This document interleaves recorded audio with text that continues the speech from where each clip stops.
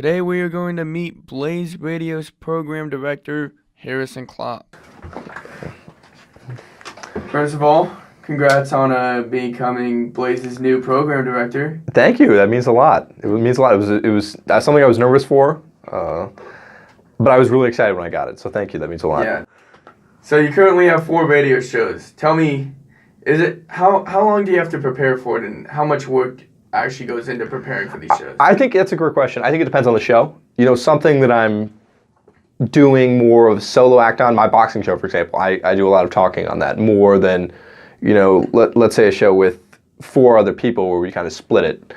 It's mostly just me. It's really all me on that boxing show, so I have to do a ton of prep for that because, you know, if I don't, there's going to be dead air.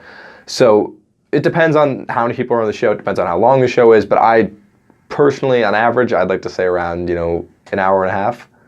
Okay, now, do you think with you having the 4 shows and you being around Blaze Radio, that was a part of you getting this big director role?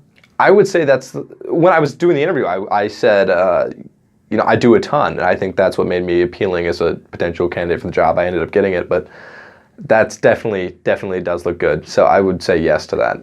Now, what do you have to do as the program director? Really just make sure everything, you know, goes as planned. Like you have to do the scheduling, you have to listen to potential shows that want to be on the air, and just make sure everything goes according to plan. That's really all it is.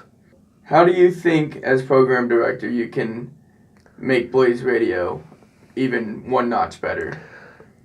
One notch better, I would like to do more video content. I would like to say, if you're doing a show, check out a camera, edit the clips, tweet them out. I think it's great if you're doing a show, but if you have nothing to show for it, really what's the point? So I would say, you know, make sure your content is out there. Here's an example of Harrison doing this as he's in the Bill Austin radio studio late at night, filming himself, recording himself, so he could tweet it out to all his followers.